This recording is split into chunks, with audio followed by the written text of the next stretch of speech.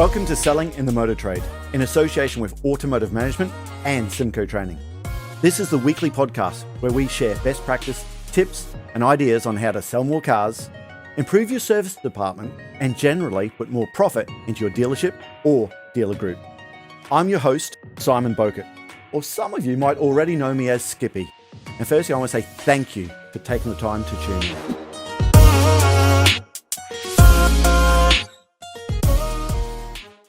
Hi, and welcome to another episode of Selling in the Motor Trade.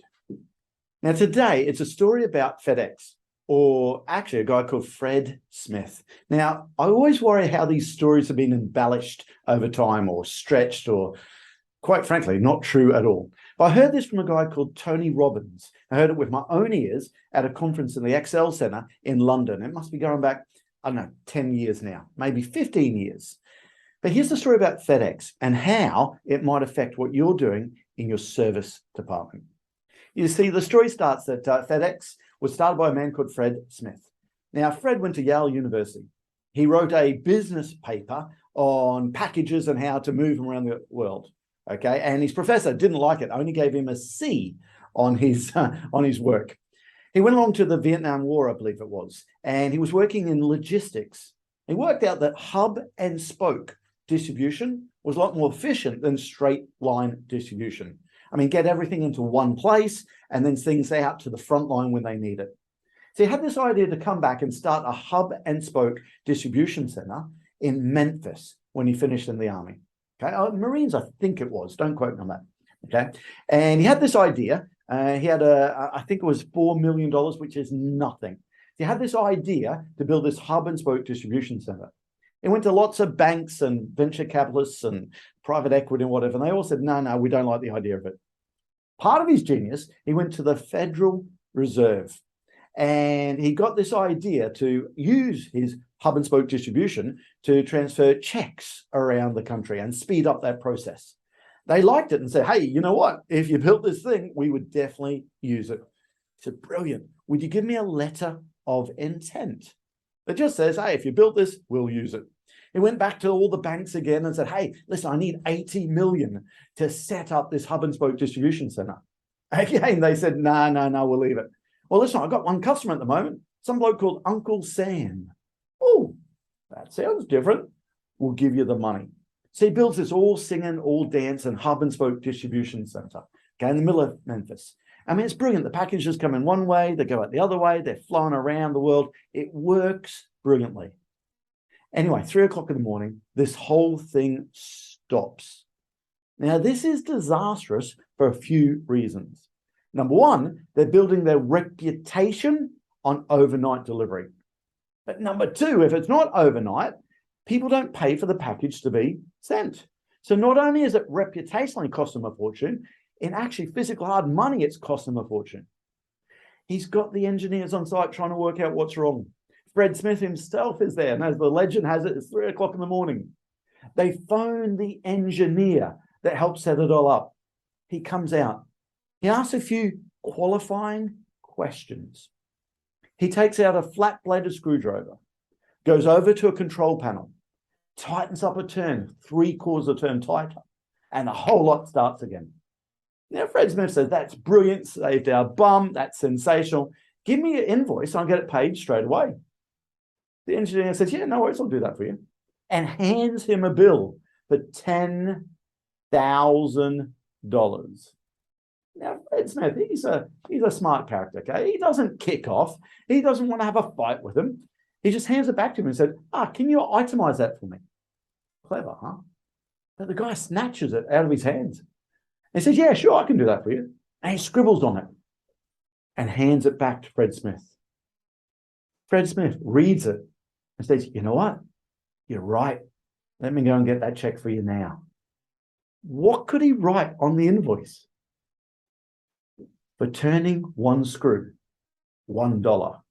For knowing which screw to turn, $9,999. Now, again, guys, I don't know how that story's been embellished in time. Tony Robbins said it happened and it was true. And listen, Tony Robbins, I'm sure, would have had the conversation with him directly. But again, it may have been embellished. But what a great story. Oh, by the way, let me tell you about this Fred Smith character. Okay, so he started FedEx, which was called the Federal Express, and they shortened to FedEx. I think it was 1971. And after they got that 80 million, okay, FedEx pulled out, the Federal Reserve pulled out. That was disastrous, obviously, okay? And they're scrambling around trying to get the other side of the business going. He tells a story brilliantly that actually, when people give you $80 million, you've got a whole lot of advisors that want to make sure that you make it. But he was struggling. He was losing something like $1 million a day. I mean, in a month, 30 million gone. I'll tell you what, that's really struggling. Apparently, he got down to the last $5,000 in the bank account. This is between 71, 73, something like that, okay? $5,000. He couldn't put fuel in the planes to get the planes going where they needed to next week, okay? He went for one last ditch to an investor, someone in Chicago, I believe it was, saying, hey, listen, we need this 20 million to keep the company going, and it failed. He has booked the flight back from Chicago to Memphis. And on a whim, he canceled the flight, got a flight to Las Vegas, took the last $5,000 of the company's money to the blackjack tables. And after many hours, apparently he won $27,000, enough on Monday morning to put the fuel on the planes to keep them going until he could get the investment from someone else. Now, again, I don't know how these stories have been embellished, okay? But let's just think about the guy, the engineer, for turning one screw, $1, for knowing which screw to turn, 9,999. Isn't that what kind of happens in our service department all the time? Too often I hear service advisors, sometimes service managers, thinking our labor rate is, I don't know, 120 pounds an hour. It's going to be $160 an hour. It's going to be whatever, how many euros an hour. And we're focused on that labor rate of what we can sell it to. However, we're competing with the independents, the Freds in a shed. And so often I get people saying, yeah, I know, but we're a franchise dealership. The independents are so much lower in our area and they're beating us up. So we've got to bring our labor rate back there. We're fighting with the wrong thing. Don't be thinking about your technician that you're selling them out at whatever it is, 120 pounds an hour. Actually, you're not selling their time. You're selling what they're going to do for you. How long does it take that technician to be a master technician? What is it?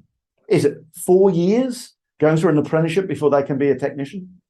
What's it, another 4 years before they can be a master tech? Master techs, how hard are they to get in our industry at the moment? Across the world, globally, they're so hard to get. There's got to be a minimum of 8 years for that master tech to be able to do that job. In fact, how quickly can that master tech fix an issue that the independents, the Freds and the shed, can't? In fact, people in the after-sales department, how often is it that you get your parts department? Sometimes your biggest client in the parts department is the independents. And the independents phone up your parts man and say, hey, John, would you do me a favor? Yeah. Can you go and speak to one of the techs and ask them, how many metachlorians should run through the flux capacitor on a 19, whatever this car, okay? I'm sorry, that's to show my age, on a 2020 Porsche, blah, blah, blah, okay? That's because the independent doesn't know. But the techs, they work on those cars all the time. So think about that. We're not selling that hour of that time. They're selling their knowledge. They're selling what they can do. In fact, I remember a course at the National Automotive Dealers Association. A guy got up on the stage and he said, hey, listen, servicing a modern car is free. Well, not with our bloody clients. Okay, we want to charge as much as we can. That's our job. He said, no, listen to me. I can't remember the guy's name. I think it was Jeff Cowan or one of those guys, okay? Might be David Martin will probably direct message me and tell me who it was. It's someone that David introduced me to. I think it was Jeff. But he said the story, yeah. Servicing a modern car is free. And this is what he did. he got a flip chart or something like this. And he said, right, firstly, are there any sales managers in this group audience? As you imagine, lots of people put their hand up. He said, right, guys, could you three people get these cars and can you just get a consensus of what these three cars are worth? From memory, I think he picked the Q5, okay? And then he turned around and said, right, listen, do we have any Audi dealers in the room? Yeah, let's have a look at this. An Audi Q5. Let's look at the next 3 years or 4 years, what it was. Ownership, what's going to cost that customer. Year one, what's it going to cost? I don't know, $300. Year two, what's it going to cost? That's the big service. I probably need some tires, $400. Okay, year three, what's it going to cost? Well, that's $250, whatever it was. And you got the total, $800. If they go to Kmart, now I always remember that because we don't have Kmart in the UK or the Irish markets. But I remember Kmart from growing up in Australia. And I thought, well, of course, Kmart do servicing. All make servicing. And Kmart say, yeah, we can do all make servicing and your warranty won't be affected. Okay. So what's it going to cost if they do their servicing through Kmart? Somebody yells out, half price. Okay. Now here's a third car. All right. What's it going to cost if you don't service it at all? Okay. Probably your marriage, someone said, because it's going to break down and you won't be in it. Yeah, that's a fair point. And then, of course, you probably know where he's going now. He said, okay, so the first car, it was like $800, $900. Second one, let's call it $450, $500. Last one's free. So now, let's get the valuation from the sales managers. Hey, listen, what's this Audi Q5 worth 3 years or 4 years down the track? I can't remember the exact numbers, but something like, $50,000. Okay, what's this car worth that's got a service history from the independent? Well, we decided to give that a bit of a kicking. We said 48. What's the car worth if it hasn't got any service history? All three of the sales managers said, we don't want it. No, you've got to put a value on it. No, we don't want it. We can't sell it as an approved used vehicle. Tough. You've got to put a price on it. And they said, I don't know, something like $45,000. Maybe the point's a little bit silly, but you get the point he was making, okay? Actually, you're not paying for that £120 an hour for the technician service the car. You're paying for their knowledge. You're paying to retain the value of the car. In fact, the independents, how often do they charge 0.2 of an hour? Probably rarely. Listen, we've got fixed price servicing. We've got book times that we have to work to 1.2 hours to change that flux capacitor, okay, and make sure there's enough metachlorines running through it. So remember, don't sell time. Sell what the technician is going to do for your customer. In fact, that FedEx story, if you want, listen, drop me a direct message, okay? Get in contact with us, and we've got that on an A4 sheet of paper.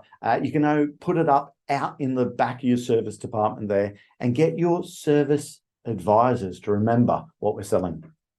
In fact, some of our clients out there, you'll probably know that's what we do with you. We never talk about our daily rate. Now, don't get me wrong. Of course, we have a daily rate. Everyone wants to beat us up on the daily rate. We actually sell what we're going to do for you.